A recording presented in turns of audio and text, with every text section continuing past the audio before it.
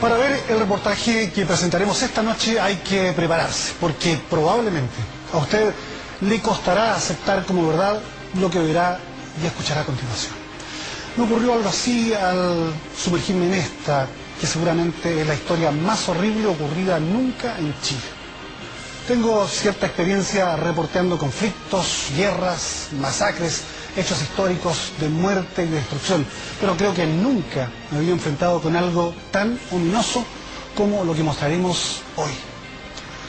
Es cierto, han pasado más de 30 años, pero una investigación judicial nos revela hechos del pasado como si hubieran acaecido recientemente.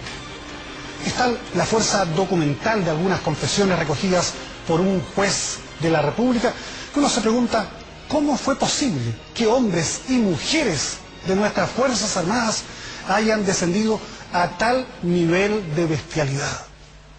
Hoy sabremos de la existencia de un recinto dedicado exclusivamente al exterminio, que permaneció secreto hasta ahora, y del cual nunca se habló, que nunca apareció en el informe Rettig, no fue denunciado nacional o internacionalmente.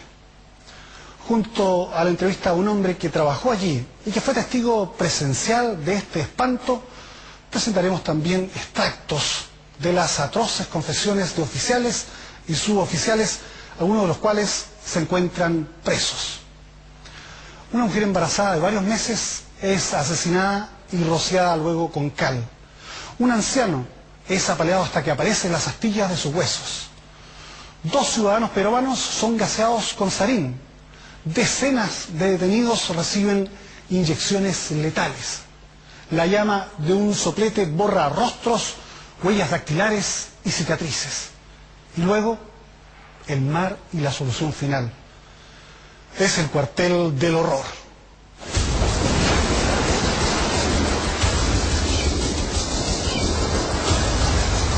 El 12 de septiembre de 1976 apareció el cadáver de una mujer no identificada en la playa Ballena de los Molles.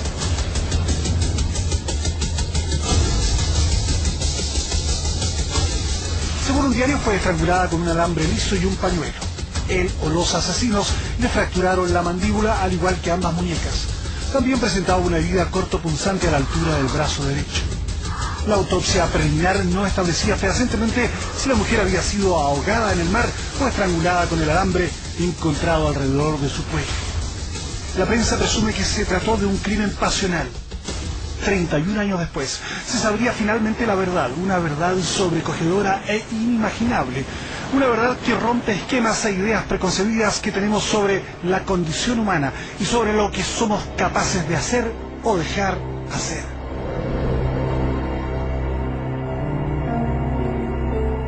La mujer, reconocida finalmente en la morgue por sus hermanas, se llamaba Marta Ugarte. Solo ahora se sabe que su cuerpo fue arrojado al mar desde un helicóptero.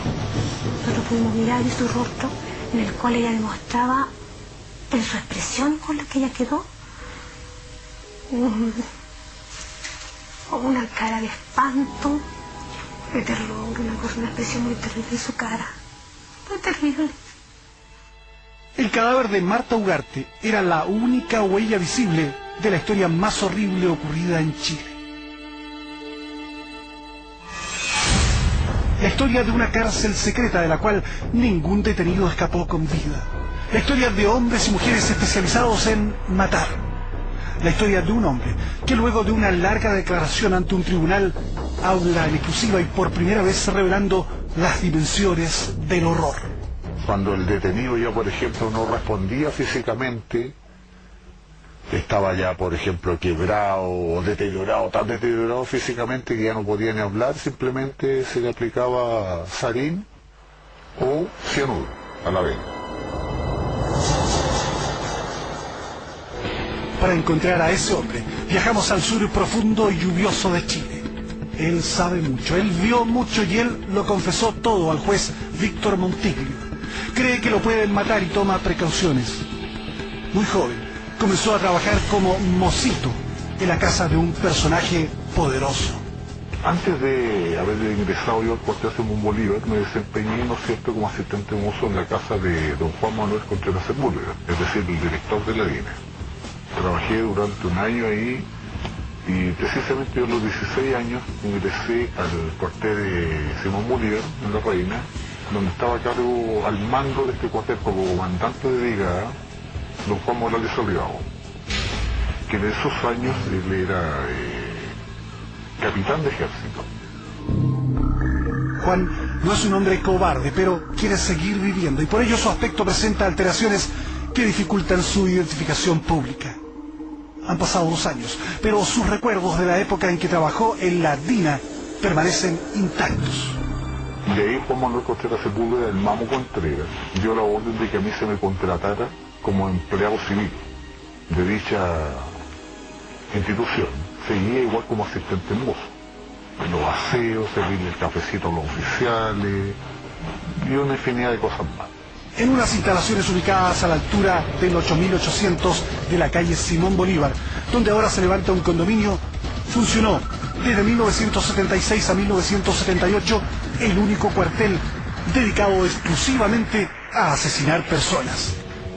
Llegaban detenidos, ¿no es cierto?, presos políticos, ¿ya?, de diferentes índoles, ya sean comunistas, milistas, terroristas, y el objetivo era sacar el máximo de información de esos tipos, pero en sí, digamos, la brigada era esa de exterminio, total y absolutamente.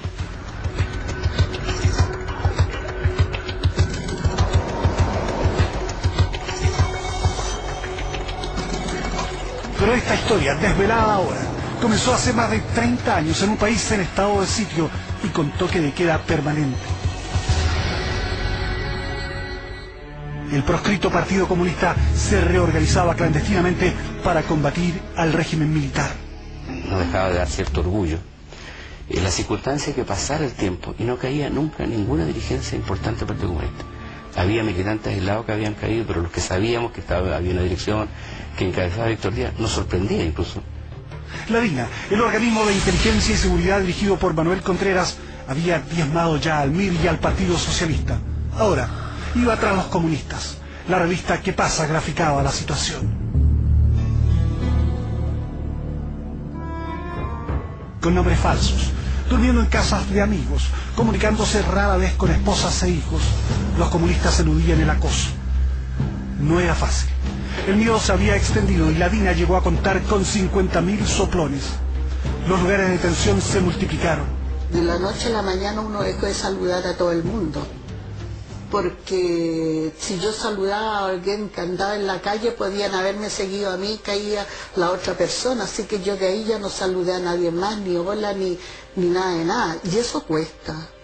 En una ocasión, yo subo en una locomoción, en una micro, yo era escolar, era a la biblioteca, no me acuerdo dónde, y se sube mi padre.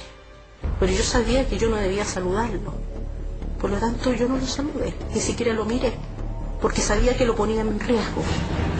Esta casa de la calle Conferencia 1587 en el sector Estación Central de Santiago era utilizada para reuniones furtivas o para dejar y recibir mensajes.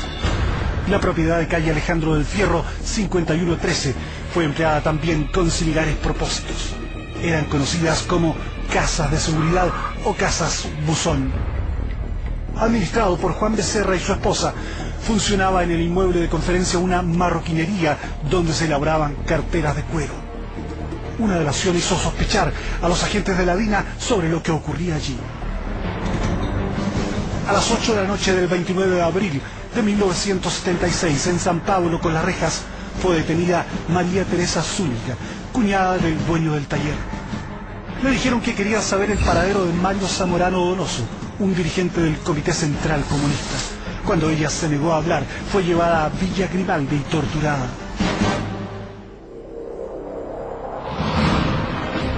Al día siguiente fueron aprehendidos Becerra y su esposa. Interrogados y torturados, confesaron finalmente el uso político que se daba a las casas de Conferencia y Alejandro del Fierro. La DINA preparó entonces una trampa conocida como ratonera para atrapar a los jefes comunistas. La idea era mostrar normalidad.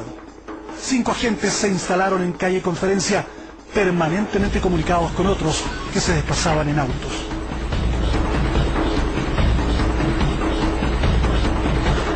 Las personas arrasantes fueron obligadas a colaborar, moverse dentro y fuera de la casa, como si todo fuera normal. Aunque María Teresa Zúñiga, que había sido golpeada ferozmente, permaneció en una cama al fondo de la casa. Elisa Escobar, enlace comunista, llegó a Conferencia poco después.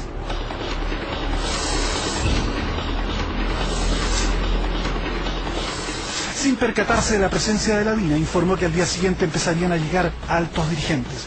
Dejó dinero para la comida y se fue.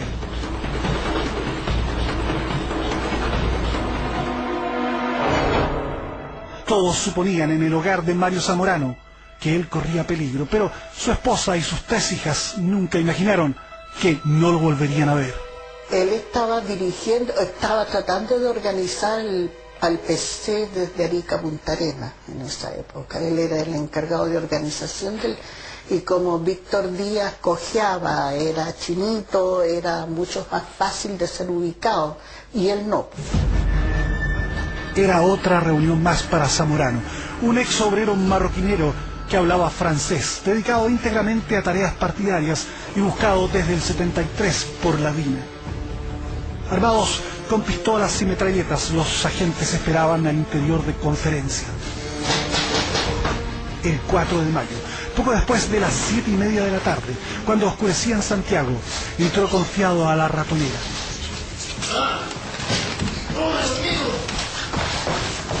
Tal vez intentó alguna resistencia recibiendo un balazo en una pierna. Comenzó a desangrarse, siendo llevado al interior de la vivienda. Media hora más tarde, llegó el ingeniero Jorge Muñoz Puteis, miembro del Comité Central Comunista y esposo de Gladys Marín, siendo igualmente arrestado.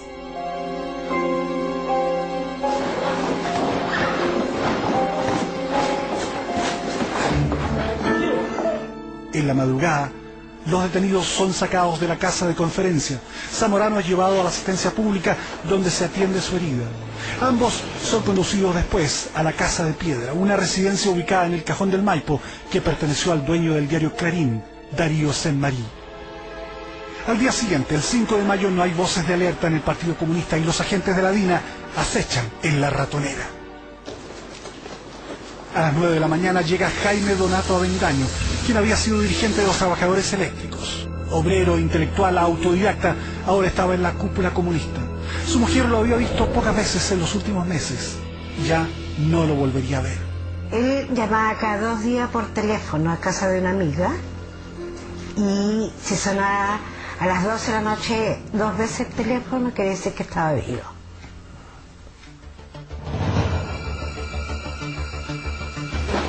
No terminaba de ser reducido Jaime Donato cuando golpea la puerta de calle Conferencia Uldarico Donaire. Cierta seguridad me daba a mí el no saber nada.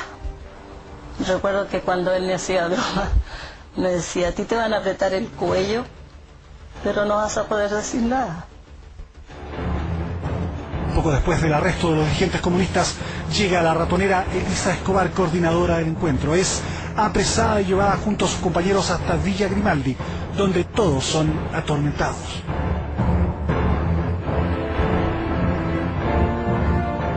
La racia está teniendo un insospechado éxito y la DINA desata una cacería anticomunista en el país. Objetivo: capturar a Víctor Manuel Díaz López, quien ha reemplazado a Luis Corbalán en la dirección comunista. Desde el 73 vive en la clandestinidad. Nos despedimos en la puerta de la casa y nunca más lo vimos. Y de esa forma transcurrieron 32 meses en que nosotros de distintas formas sabíamos de que él estaba bien, que estaba en Chile, pero nosotros no podíamos comunicarnos. Un hombre sencillo y una vida dura. Trabajó como obrero desde niño. Más de una vez ha estado en prisión. El escritor y Premio Nacional de Literatura José Miguel Varas conoció a Díaz como obrero gráfico y voraz lector. Era un hombre más bien reservado, no era de muchas palabras, pero cuando él empezaba a tener confianza en una persona, digamos, era extraordinariamente abierto y cordial, así como suelen ser nuestros camaradas proletarios de aquel tiempo. A diferencia de otros dirigentes, por lo que yo converso hoy día con muchas compañeras, para mi padre su hogar estaba primero, nunca olvidó un cumpleaños. Todo el mundo estimaba que quien debía salir era él, que era el que estaba al frente del partido en ese momento, y él se negó a hacerlo. El ingeniero Jorge Canto alberga a Díaz en un pequeño cuarto al fondo de su casa, en la calle Belo Horizonte de Las Condes. Salía normalmente los días martes y volvía los días jueves.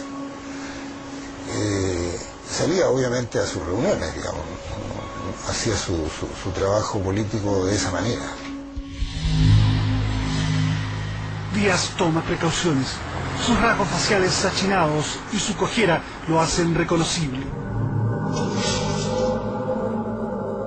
En la madrugada del 12 de mayo de 1976, la DINA allana la casa del ingeniero Canto, llegando finalmente a la pieza ocupada por el jefe comunista.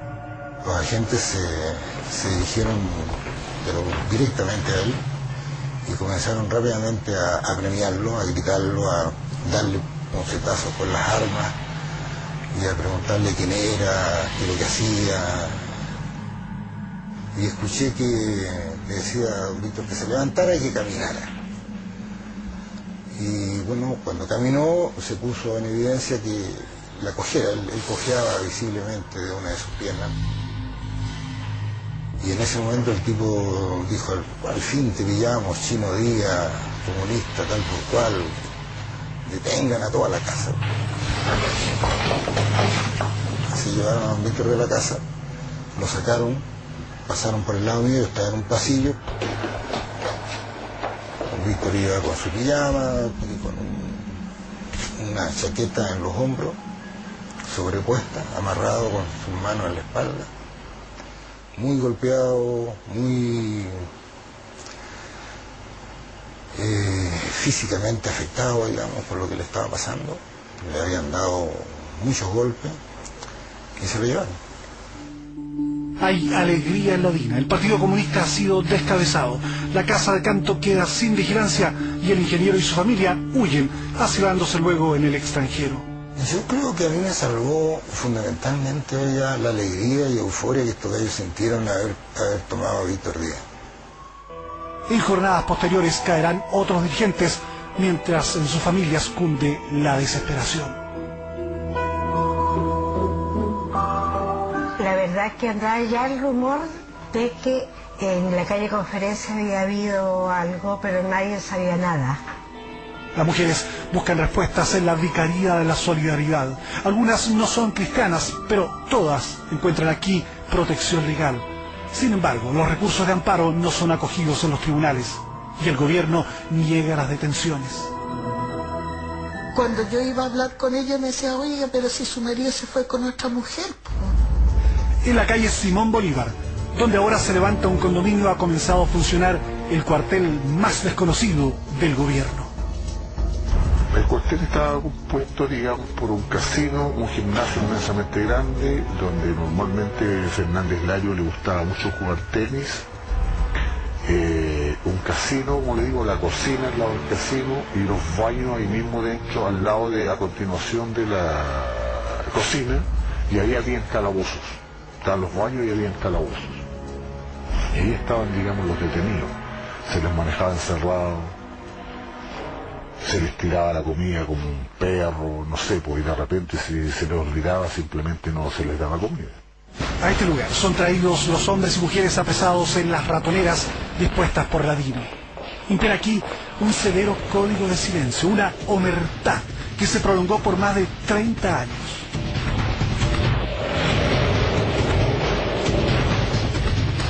En una oficina atiborrada de documentos construida sobre el último piso de los tribunales trabaja el juez Víctor Monti. En los últimos 6 meses, y luego de procesar a 63 exuniformados y civiles, ha logrado romper el código de silencio que impidió hasta ahora conocer la verdad de Simón Bolívar. Las confesiones logradas por el ministro Montiglio han reconstruido parte de una historia tan real como terrorífica.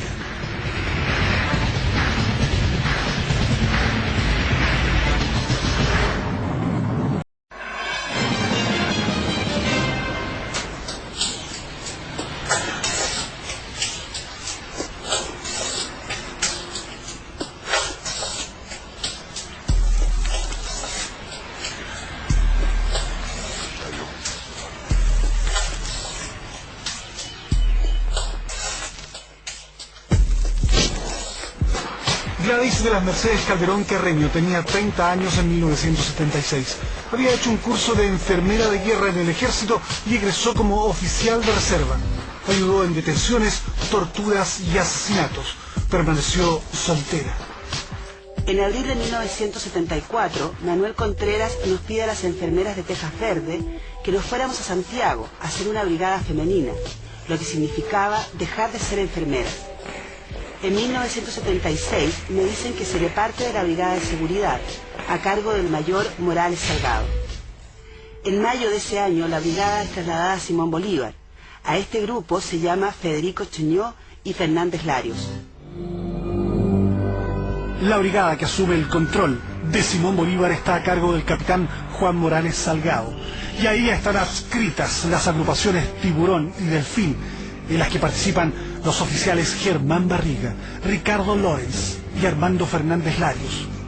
El norteamericano Michael Townley, colaborador de la DINA, concurría regularmente a ese cuartel. Todo este tipo de gente era seleccionada de la institución de las Fuerzas Armadas por ser los mejores. Por ejemplo, los BT, los buzos tácticos, son muy preparados en la Armada, los comandos en el Ejército, los del GOR en Carabineros.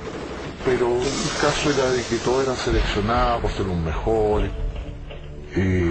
por ser los más perros, por decirlo así, los más sádicos, los más sangre fría, fríos y calculadores, inteligentes. Y creo que una unidad de exterminio se crea con puros tipos así. Barriga y Lorenz torturaban e interrogaban. Además llevaban a los detenidos para tener contacto con otros miembros del Partido Comunista. En agosto, Berta e Hilda Ugarte se angustiaron con la desaparición de su hermana Marta, mujer de 42 años, soltera, encargada nacional de educación del Partido Comunista.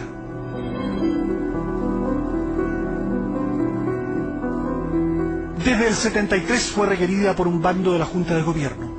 Para no complicar a su familia, comenzó a vivir lejos del hogar e incluso no concurrió a los funerales de su madre. El 7 de agosto se reúne por un instante con su padre y hermanas. Conversando con ella aquí mismo, me dice que ella estaba muy preocupada porque se estaba presentando una nueva forma de detención de las personas. ¿En qué consistía esto? Han detenido a compañeros, me dijo, entre eso nombraba a Víctor Díaz, la cosa de la calle Conferencia, pero no están reconociendo, me dijo, las detenciones. El 10 de agosto, luego de intentar infructuosamente comunicarse con Marta, sus hermanas inician una frenética búsqueda. El presidente de la Corte Suprema se niega a recibirlas, pero manda a decirles que había llamado a la DINA, donde le informaron que en sus recintos no estaba detenida Marta Ugarte Román. Vi también a Marta Ugarte en Simón Bolívar. Provenía de Villa Grimaldi y estuvo en la misma pieza que Díaz. Supe por los medios de su aparición en la playa.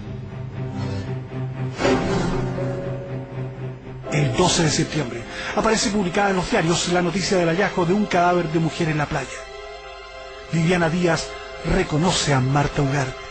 Quedamos paralizadas al ver la fotografía porque como nosotros la conocíamos no había duda de que era ella, a pesar que en los artículos de prensa en lo que se mostraba no se daba su identidad y se mostraba como un crimen común y corriente.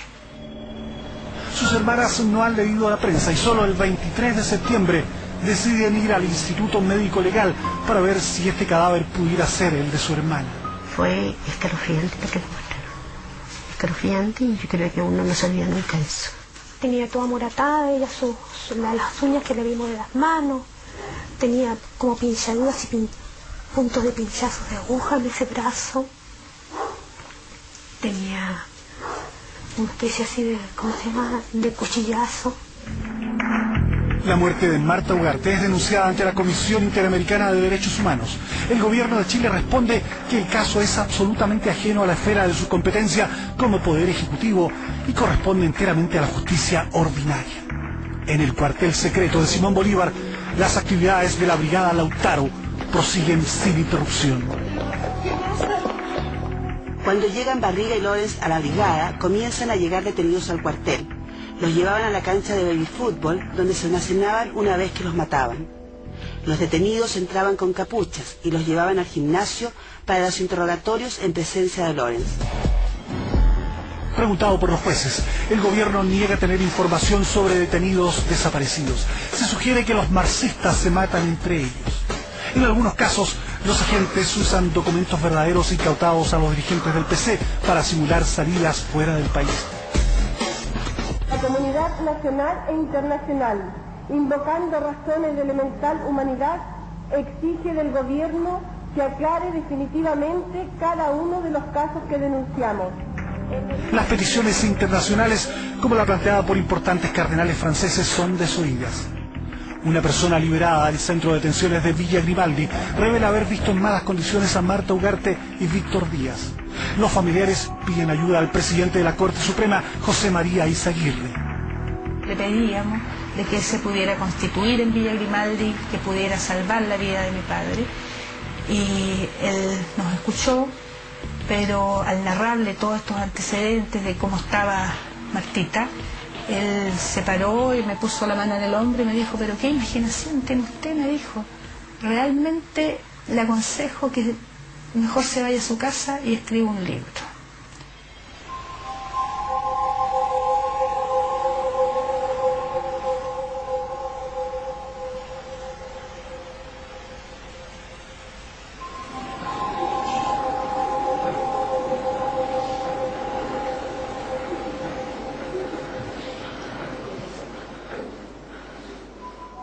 Luego de ser torturado en Villa Grimaldi, Víctor Díaz permanece secuestrado en Simón Bolívar. No hay ser humano normal que aguante cierto tipo de tortura más allá de ciertos límites. Que es muy extraño, muy raro, que la gente que es capaz de resistir la tortura. Y sobre todo, además, la combinación de la tortura física con la psicológica. El hecho de que, por ejemplo, tienen a un hijo tuyo y lo matan en tu presencia o amenazan con matarlo. Todos participaban de lo que es tortura. La máquina con la que se aplicaba corriente se llamaba la GG, que consistía, ¿no es cierto?, en un generador de corriente que usaban los teléfonos antiguos. Eso genera corriente. De ahí, de ese motorcito, se sacaban 2 cables y en cada cable se amarraba una llave, ¿ya? Las cuales esas llaves, con una sola obviamente no se producía la corriente, sino que aplicar las dos. Una, por ejemplo, abrirle la boca al detenido, meterle una debajo de la lengua, y la otra, por ejemplo, en sus órganos genitales. Lo que le producía, ¿no es cierto?, una tortura, pero salvaje. Al extremo de que se hacían sus necesidades fisiológicas, se hacían de todo. Y en una litera, ¿no es cierto?, con los puros fierros pelados, todo eso producía la corriente y era pero espantoso. Pero el cuartel de Simón Bolívar no era un centro común de detención y torturas, sino una instalación destinada a una solución final. Si algún preso que ingresaba a ese cuartel era dejado en libertad, obvio que iba a divulgar por todo el tipo de torturas que había pasado, la experiencia vivida, el trato inhumano, 100% inhumano. Por lógica, ¿no es cierto?, se le eliminaba, se le mataba. A fines del 76 recrudecen los operativos contra los comunistas. Entre el 29 de noviembre y el 20 de diciembre son detenidas 13 personas. El 15 de ese mes caen varios militantes comunistas, entre ellos el profesor de Historia de la Universidad de Chile, Fernando Ortiz.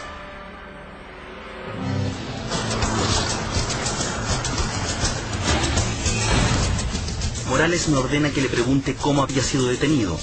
Esta persona me dio a conocer su nombre y profesión. Era un profesor universitario de apellido Ortiz, detenido al concurrir a un punto de contacto.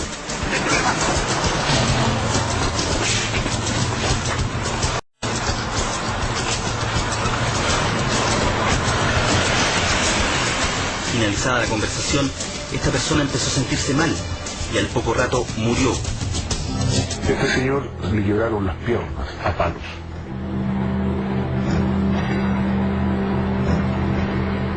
Fue tirado después del casino, porque en el casino se le torturó. fue tirado fuera al lado del gimnasio y amaneció vivo. Como a las 10 de la mañana falleció. Imploraba clemencia. Imploraba que lo mataran. El mismo caso pasó con la detenida que se le dio muerte, que tenía 3 meses de embarazo. El 15 de diciembre fue detenida también Reinalda Pereira Plaza, tecnóloga médica casada y embarazada de 3 meses. Presencié el interrogatorio de una mujer embarazada a quien le aplicaron electricidad. Mi función fue solamente sujetar a la mujer, mientras posiblemente Valdebenito y otros le aplicaron corriente. Antes de Navidad, 2 milistas y 11 comunistas cayeron en las masivas redadas de la Dina. Reinalda Pereira era comunista, exonerada del hospital Sotero del Río, del cual había sido dirigente gremial, salió de su casa el 15 de diciembre para buscar trabajo y ver a un ginecólogo. Esperaba su primer hijo. Fue detenida en la calle. Cuando Germán Barriga le hacía tortura psicológica, pasaba bala y le ponía la pistola en la sien, pero sin el cargador, por supuesto, y le decía, sigue hablando, si no yo 1, 2, 3 y te mato. Y disparaba la pistola en blanco. Fue torturada a tal extremo que ella le decía que por su hijo que venía en camino, que la eliminara. La torturaron Lawrence y Piña, con puños, corriente eléctrica y una inyección de pentotal que le aplicó Calderón. Ella murió al final porque pasa que la corriente, ¿no es cierto?, que se le aplica al cuerpo, no pueden beber agua. Entonces en un momento determinado ella, cuando se hizo, después de las torturas, se hizo de todo y la metieron a la ducha, y en la ducha ella tomó agua y cayó muerta.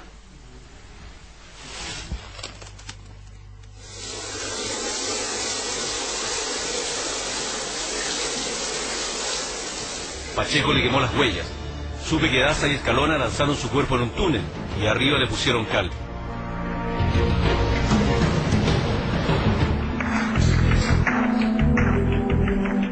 En 2 oportunidades tratamos de tener la versión del suboficial mayor de Carabineros Héctor Raúl Valdebenito sobre lo ocurrido con Reinalda Pereira.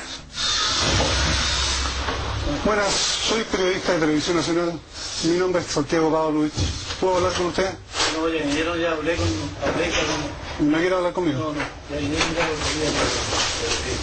No, ¿No es más interesante saber lo que pasó? No, porque escuché que pasar con los abogados.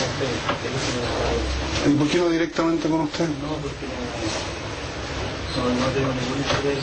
Soy acá en el sumario. ¿No quiere contar a los chilenos lo que ocurrió en ese tiempo? Por los abogados, porque no estoy caso, sí, pero es mucho mejor directamente con la persona. No, pero ahora no.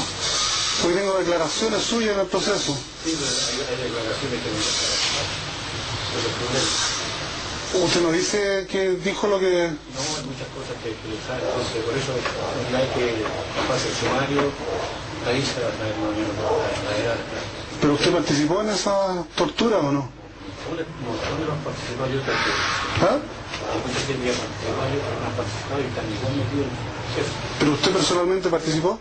No, no tengo nada que agregar. No, lo siento mucho, ya estuve el otro día con una periodista y ya le dije que no, pero ahora no hay nada que conversar.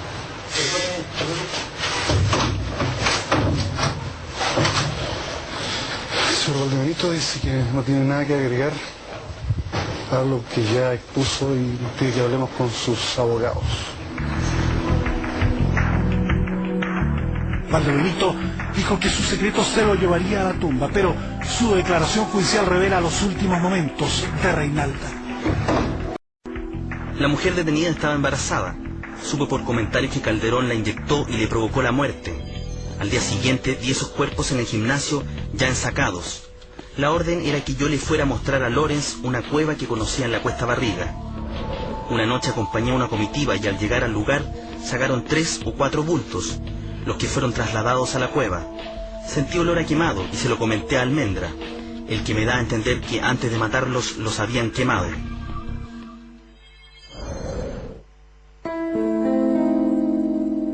El El horror de lo ocurrido en la calle Simón Bolívar adquiere caracteres indescriptibles al conocer los detalles de los procedimientos empleados para asesinar y borrar los rasgos y huellas físicas de los secuestrados.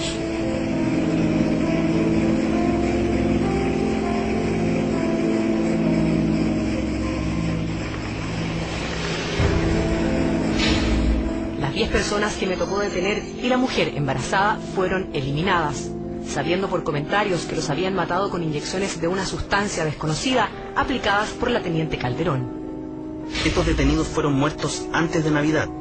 Me dijeron que el destino final de ellos eran los pescados. Calderón se encargó de inyectarlos. Normalmente se le inyectaba cianuro o gas letal, o el famoso sarín, a la vena. La teniente Calderón, teniente de ejército. Siempre era ella, obvio, porque las demás, aparte que tenían conocimiento, digamos, por orden jerárquico, no se les era permitido. Porque ella tenía la fórmula de cómo cerciorarse de que el tipo estaba muerto. Lorenz me muestra un frasco con un líquido espeso, amarillo, con olor a anestesia. Me ordena administrar esa sustancia a una persona. Junto a Teresa Navarro, Orfa Saavedra y Berta Jiménez, procedo a inyectarle la sustancia en la cara anterior del codo del detenido.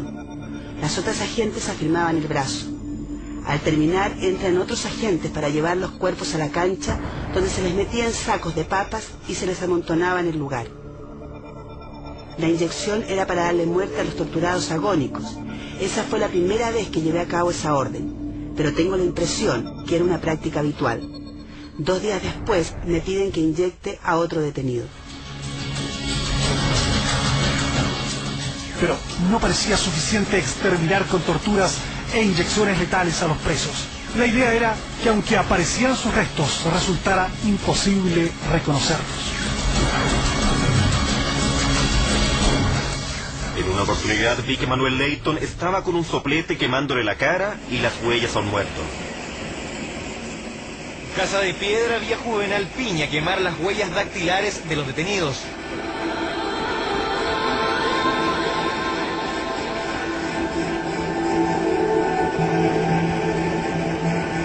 Leyton me pidió un soplete y procedió a quemarlos. Luego yo metí los cuerpos en sacos y en vehículos, sin saber qué pasó con ellos.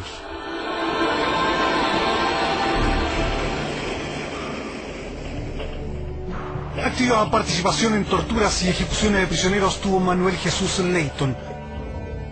En 1976, Leyton se quedó con la renoleta del empresario comunista Daniel Palma Robledo, quien fue hecho desaparecer. Posteriormente, Leyton y otro agente asaltaron a un ciudadano francés robándole su renoleta. La víctima, que fue abandonada en el cajón del Maipo, hizo la denuncia. Carabineros arrestó entonces a los ladrones, quienes confesaron pertenecer a la DINA y haber robado el vehículo por orden superior para usarlo como repuestos para la renoleta expropiada al comunista Palma Robledo.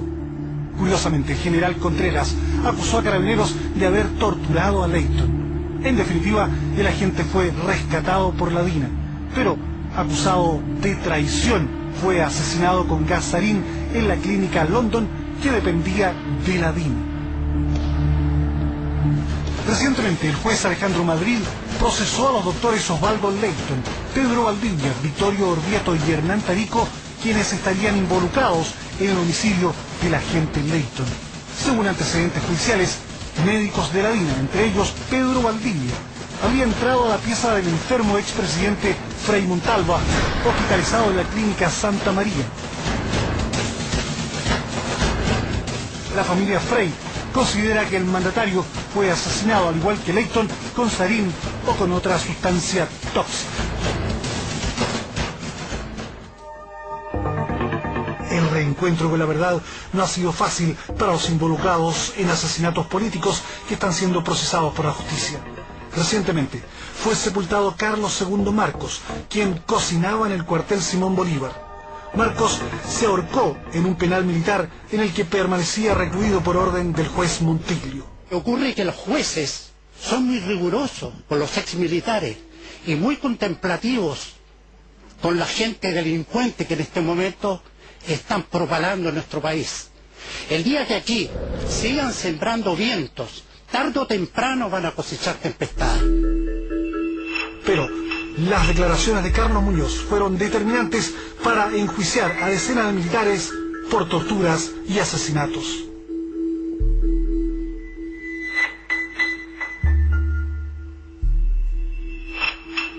En el patio se encontraban estas 12 personas en muy mal estado físico y con neumáticos en el cuello.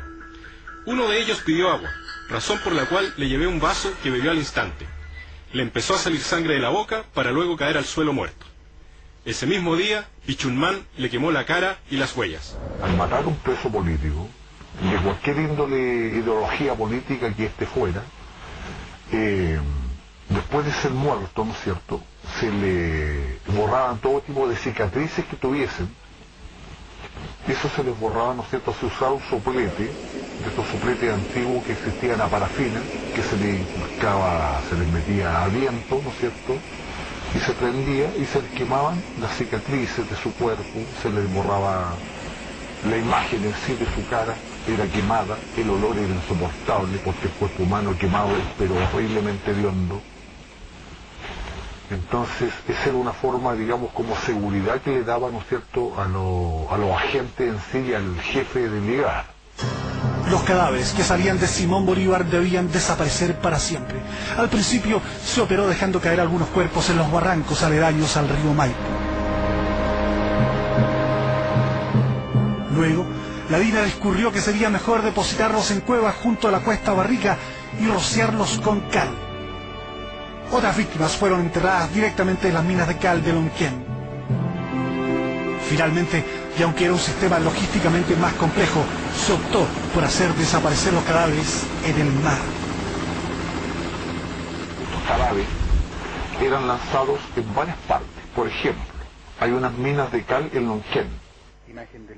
Aquello que se les tiraba allí no eran atados con trozos de rieles que se le ataban normalmente a los cadáveres para que no flotara cuando eran tirados al mar.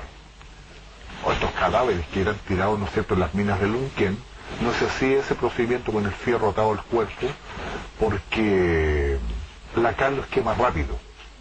Incluso los huesos los quemaba. Pero Simón Bolívar no solo fue un cuartel de tortura y muerte, sirvió también para ensayar en seres humanos gases tóxicos e inyecciones venenosas. Michael Taule, quien trabajó para la DINA y participó en los asesinatos del ex canciller Orlando Letelier y del general Carlos Prats, visitaba regularmente este cuartel. Los agentes que han confesado ante el juez Montiglio recuerdan el atroz experimento efectuado con 2 peruanos. En Simón Bolívar y Eugenio de Ríos y a Tauli experimentar con sarín, con unos detenidos en el gimnasio. Ellos de hecho no tenían ideología política ninguna, estaban como... están normalmente los peruanos que vienen a trabajar acá a Chile o cualquier otro extranjero, por decirlo así. Ellos seguramente vinieron a probar suerte y en una redada, en una operación rastrillo,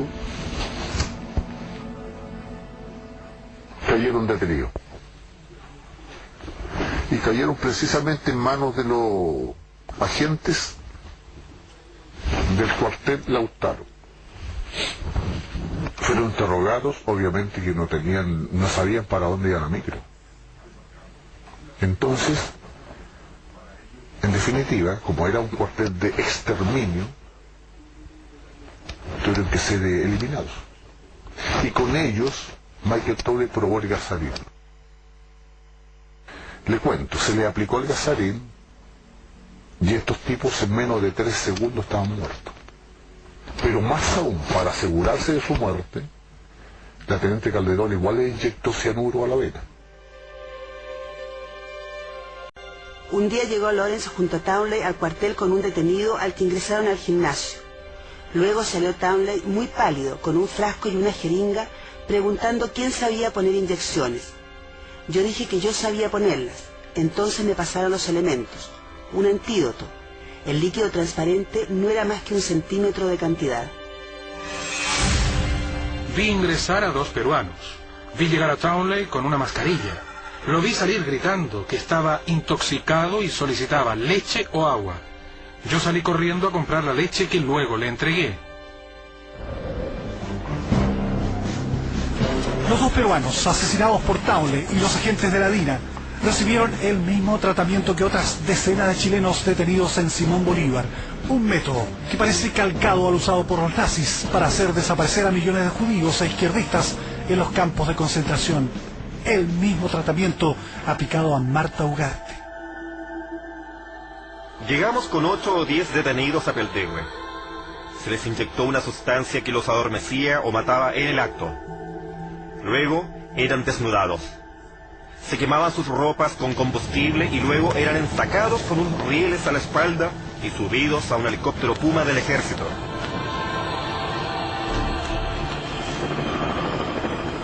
Luego la aeronave salía con dirección norponiente.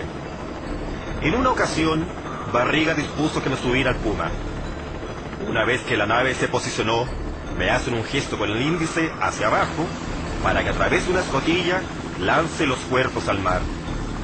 Terminada la tarea, volvimos a Tobalaba.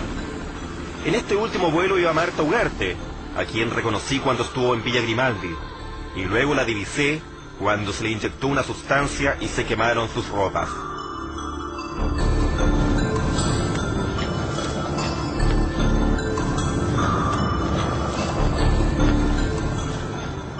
Los que eran lanzados al mar eran atados con un fierro, ya sea en la espalda o en la parte torácica, estómago, ¿bien?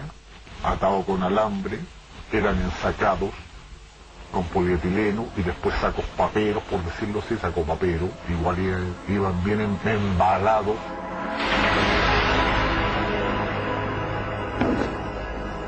Hay gente que murió en la tortura, que resistió.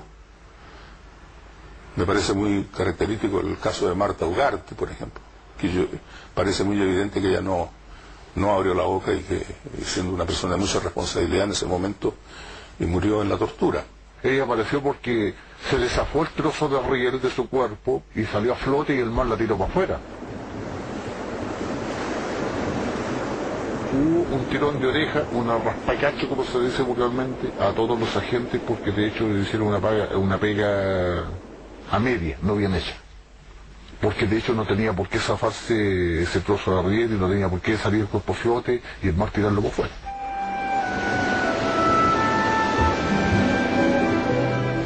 Todos andaban así con la intriga. Bueno, ¿quién la cagó? ¿Quién la cagó? ¿Por qué? ¿Por qué? Si no había pasado con ningún otro cadáver, ¿por qué pasó con eso?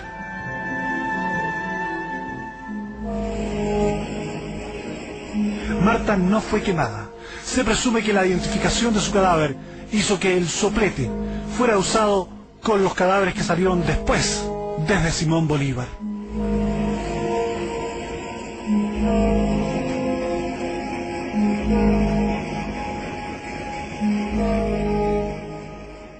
En diciembre, quien fuera el segundo hombre del Partido Comunista pasaba sus últimos días en la ergástula de la DINA. El 6 de octubre, un agente de la DINA llevó una carta de Víctor Díaz a sus familiares. Manifestaba que quería saber de ellos y les pedía que no siguieran con los trámites para ubicarlo. Los agentes dijeron que él llamaría al día siguiente y que no hicieran más gestiones porque esto molestaba y dañaba su seguridad. Mi Toyi, me dice. Yo le decía, papi, le digo yo, ¿dónde está?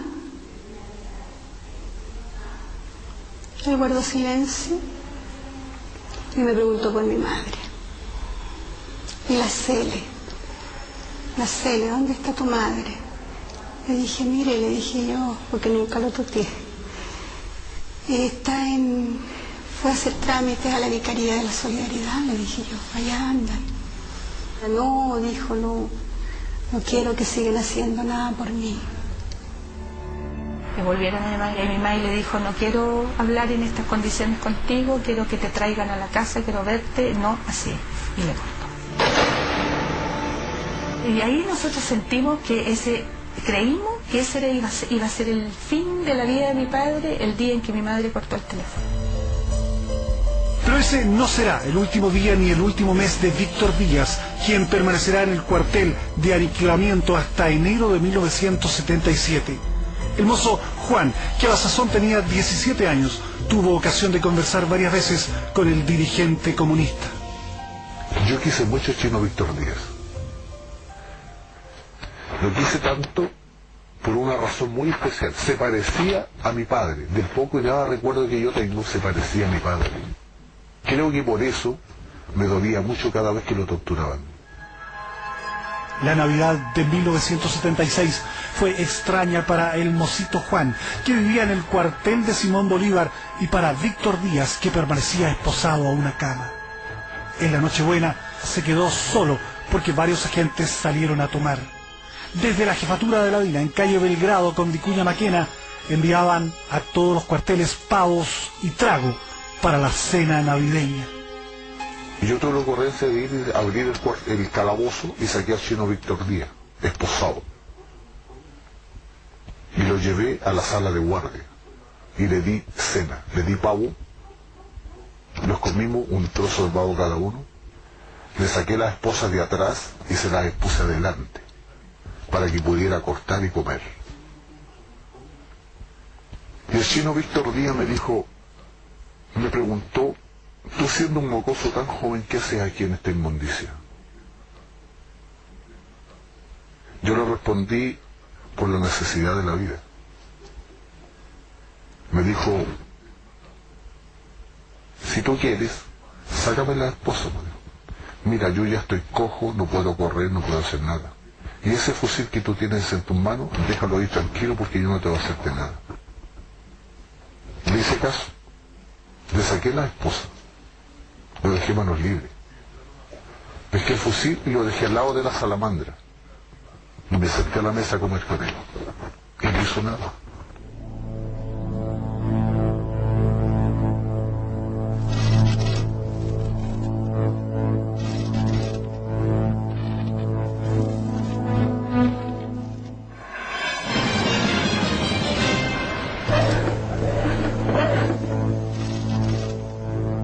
La masacre está culminando en el cuartel secreto de Simón Bolívar. Las torturas dan paso a las inyecciones letales y a la preparación de los cadáveres para un viaje hacia la desaparición definitiva. Algunos agentes no vacilan en cometer nuevos actos despreciables.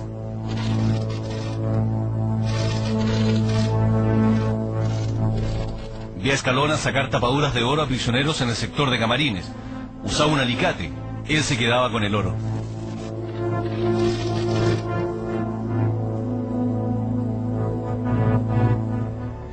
Víctor Díaz vive sus horas finales. Según el testigo Juan, el líder comunista estaba psicológicamente quebrado y físicamente deteriorado por las torturas. De hecho, por eso, cuando Juan Morales llamó al Mamo Contreras y le dijo: ya no hay nada más que entregar, no tiene nada más que entregar, entonces Mamo Contreras dijo: elimínenlo. Barriga y Lores informaron a Contreras sobre la situación de Víctor Díaz, y esa tarde recibí un llamado de Barriga diciéndome que por orden de Contreras se debía dar muerte al Chino Díaz. El capitán Juan Morales Salgado era el jefe de la brigada Lautaro, cuya primera misión fue dar seguridad al general Contreras. Luego estaría a cargo de Simón Bolívar. Al comenzar 1977, cumple la orden de acabar con Víctor Díaz. Ordené a la teniente Calderón que inyectara al detenido, pero regresó luego diciéndome que Díaz no había muerto. Le ordené a 2 agentes que fueran al calabozo y dieran muerte a Díaz. Fui testigo de la muerte de Díaz. Un agente iba a asfixiarlo con una bolsa. Llegó Juvenal Piña, quien le quita la bolsa bruscamente de las manos al otro agente y procede a ponerla en la cabeza de Díaz. Lleve una bolsa plástica y sacos. El elefante me pide la bolsa plástica y procedió a asfixiarlo. Barriga me ordenó eliminar a Víctor Díaz, quien se encontraba atado de pies y manos al catre. Juvenal Piña, conocido como el Elefante, es un sargento del ejército. A los 26 años ha participado en numerosas detenciones. En ese momento le manifiesto a Díaz que me perdone la acción que iba a llevar a cabo. Al cabo de unos 3 minutos, observé que ya no tenía signos vitales, instante en que terminé de presionar. Luego, salí en forma inmediata, porque me encontraba choqueado. ¿Qué pasó? Que con esa asfixia que se le dio, o sea, como se pretendió darle muerte a Chino Víctor Díaz López, no resultó, quedó vivo. Entonces, para asegurarse, posteriormente, mandó Juan Morales Alegado a la teniente Calderón y le inyectó cianuro a la vena, y de ahí la seguridad plena que había muerto Chino Víctor Díaz. Lique Díaz fue trasladado al gimnasio donde Pichunmán le quemó las huellas y su cara con un soplete. Luego lo metió en sacos de papas. Después el mozo salió con un bulto para meterlo en el Chevy Nova de Morales Salgado, saliendo del cuartel. El auto lo conducía a Daza y al lado iba Escalona. Posteriormente, yo cuando entré al calabozo, estaban amarrándole el fierro a su tórax, estómago tórax, lo embalan y me dice el Chancho Daza, pon el hombro. Yo puse mi hombro y lo llevé del calabozo hasta el portamaleta del auto Chevy Nova. Y yo sentí el calor, todavía iba caliente ese cuerpo. Yo pensando, recordando lo que yo había vivido con Chino Víctor Díaz, más que nada como un recuerdo paternal. Y me dolió mucho. Me dolió mucho. No lo demostré obviamente porque me iban a decir que era un gallina, un poco hombre, por el hecho de sentir pena por un detenido político. La comitiva iba a Peltehue a cargo de Barriga. Mi labor fue cubrir el perímetro. No descargué cuerpos. Leighton, vía radio, me informó que Barriga pidió que me subiera al helicóptero. En él había entre 8 y 10 cadáveres. El sargento de carabineros Claudio Pacheco perteneció también a la brigada Lautaro, aunque niega haber asesinado personas. En el mar se encendió una luz. Era hora de lanzar los cuerpos y comencé a arrojarlos por una escotilla. Me costó tirarlos por el peso de los rieles.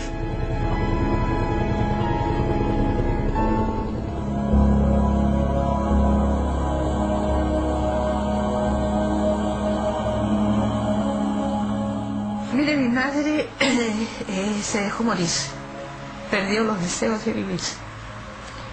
Y cuando ella siempre pensaba que se iba a morir, ella nos pidió a nosotros que la incineráramos.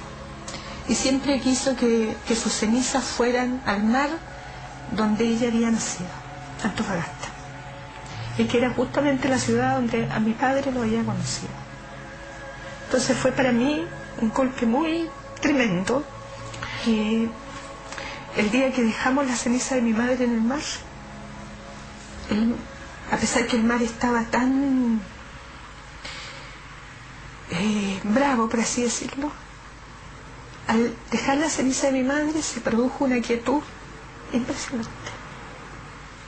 Y solo cuando yo escuché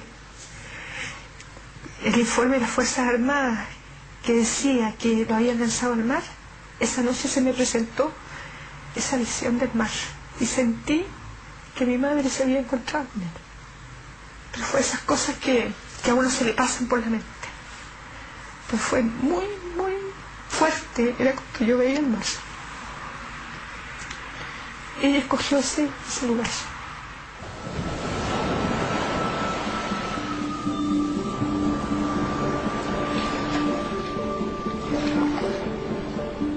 Luego de 30 años de ocurridos los crímenes en el cuartel secreto de Simón Bolívar, el juez Montiglio mantiene procesadas a 64 personas que fueron oficiales, suboficiales y empleados civiles de las Fuerzas Armadas. 30 de ellos permanecen detenidos en dependencias militares, pese a haber efectuado una rigurosa investigación que reveló la más horrible cadena de asesinatos y desapariciones ocurrida nunca en el país y que debiera avergonzar para siempre a los gobernantes de la época, al Ejército y a las Fuerzas Armadas de Chile. El juez Montiglio ha manifestado en el pasado ser partidario de aplicar la amnistía a los inculpados. La sociedad chilena tendría que asumir esta experiencia histórica y de alguna manera purgar estos crímenes, digamos así, ¿no? En un sentido, y superar eso a través de de una consideración diferente hacia el ser humano, porque finalmente llegamos a una cuestión bastante esencial y casi te diría religiosa, del valor del ser humano de por sí y de la vida humana. ¿Se hará justicia?